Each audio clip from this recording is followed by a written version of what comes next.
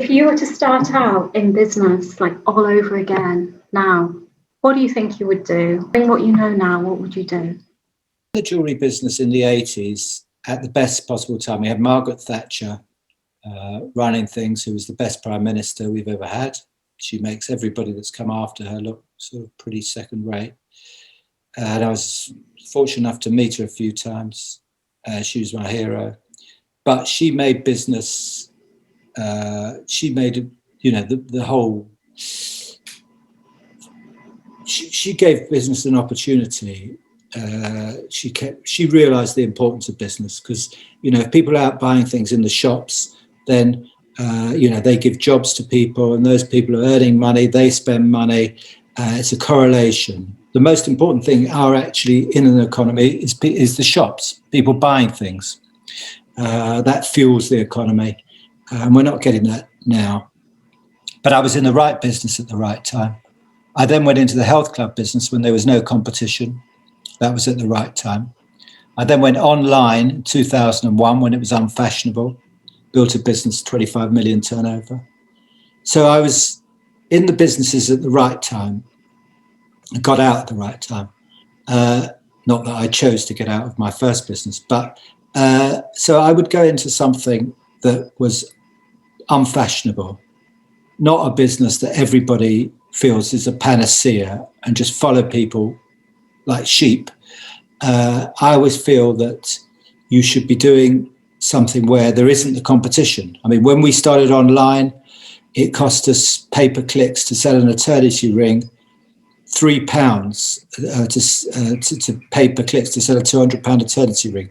Pay-per-clicks now is about £150 to sell that same eternity ring because there's so many people that are trying to sell that eternity ring. So to me, that's the time to move on. So I would go into a business that is unfashionable, and it might not even be anything to do with the internet. As long as you do it well and you don't think there's a quick buck to be made, and you're a good salesman, because that's part and parcel of everything that we do is selling. I've got a friend who had a Christmas cracker business. He sold crackers to Tesco, Sainsbury's. He sold his business for £7 million. The people who took over were not salesmen. So the buyers at Tesco and Sainsbury's never bought any more crackers. It wasn't the crackers that were so good. It was his selling.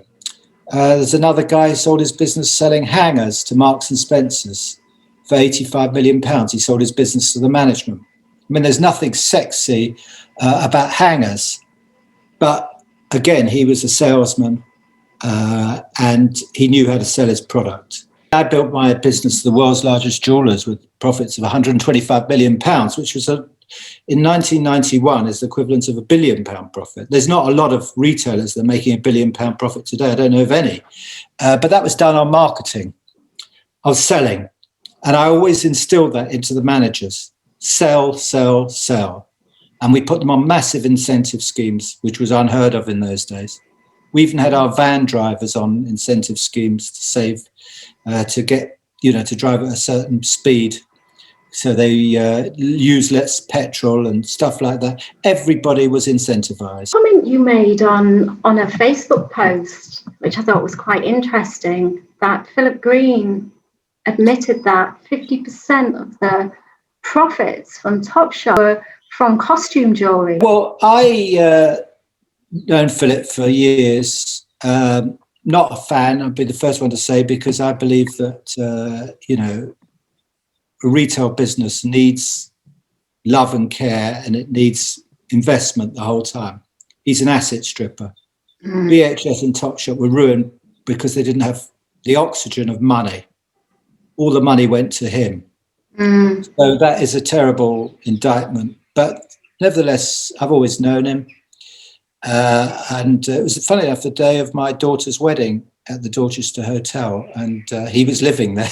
And I arrived there and got out the car, and he was standing there having a cigarette outside.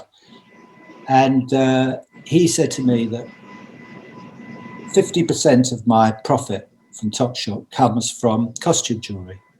I said, that's ridiculous. How's that possible? He says, well, because the profit margin on costume jewellery is ginormous. It's like 10,000%. So even though it's perhaps only, it's still, we sell a lot of it, but we sell about 15% or 20% of our total turnover is costume jewelry. Because if you looked at the Topshop in those days, you know, they all had a big stand on the counter of costume jewelry hanging down, and people used to buy it on impulse. But the margin was so high that even though the sales were only 15%, it contributed to 50% of the total profit. It was just phenomenal. And actually, somebody else who was in costume jewelry used to supply the airlines. I looked at them again, and they were making an absolute fortune. You know, sometimes you look at, people don't realize, you know, you look at particular people and you see their lifestyle and you think, what are they doing? And you think, well, they're just another selling costume jewelry or that. But it's clearly that costume jewelry at that time, I don't know about now, was a business where you made huge margin. Huge margin is the most important thing in retail. You know, whereas I tried to buy Dixon's once and I walked away from it because their gross margin was 27%, very low on electricals because it's so cut price. Jewelry was 55%, but costume jewelry is 400% because nobody knew the value of costume jewelry. Costume jewelry costs nothing to produce and you can sell it for £10, £20. So while it lasted, it was a phenomenal business. And yes, half of Topshop, which has never been reported, half of Topshop's profit came from costume jewelry, not clothes. And all you ever talk about is their clothes and, you know, the fashion and thing. Nobody ever mentions the costume jewelry. So that's why in business, you always have to look further than the headline. I always thought it was tended to be a little bit overpriced because, you know, for costume jewelry in places like Topshop. The reason was it was overpriced because a lot of it was nicked. Costume jewelry, you can't put it behind glass like you can with real jewelry. It was just on the counter. Got you. So yeah, people would steal it. Tremendous risk to just leave jewelry hanging out there on hooks for everybody to try on, so they could steal it, and they did. But that didn't matter because the profit margin was so high that they could accept 10% shrinkage, which is massive. I mean, we had 2% shrinkage, they had 10% shrinkage, but they didn't care. They took the right view. Yes, we're going to get a lot of it stolen, but unless we do that, we're not going to sell it.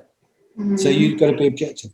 You know, I know somebody once had somebody who ran a fish and chip shop, and he said, "Oh, he's on the fiddle completely." But he's brilliant at running the fish and chip shop. I'm taking about 3 times more than I would with anybody else. So I just let him steal. I just take that view. But as long as we're not partners anymore, if he steals more than I'm getting, then I'll sack him. But so sometimes you just have to be pragmatic. Funny, isn't it? My nan and granddad were always in business. A very successful transport cafe in Sedgefield. Do you remember Sedgefield, Tony Blair's constituency? Absolutely, yes. I don't know if you've ever been there, but it's called the Cross Hill Hotel now.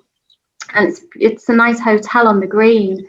And Nana and Granddad had that as a transport cafe. And my grandfather was well known for his Charlie special. Yeah. Everyone used to go to the cafe for his Charlie special.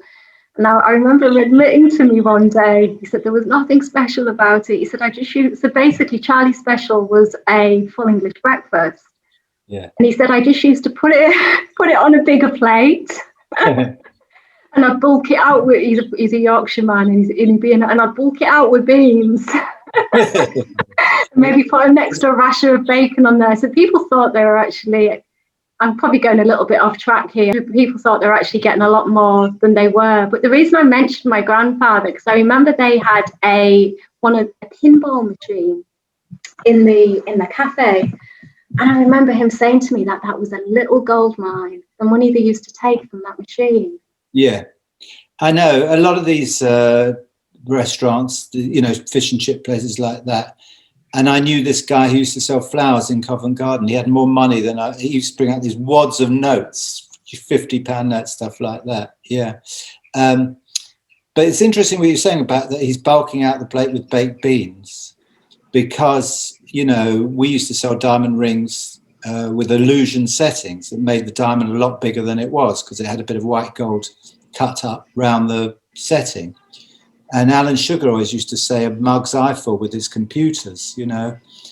He wasn't calling them mugs, but, you know, that was a reference to a customer, that it looked a lot more than it was. You bulk it out, which is the key to it.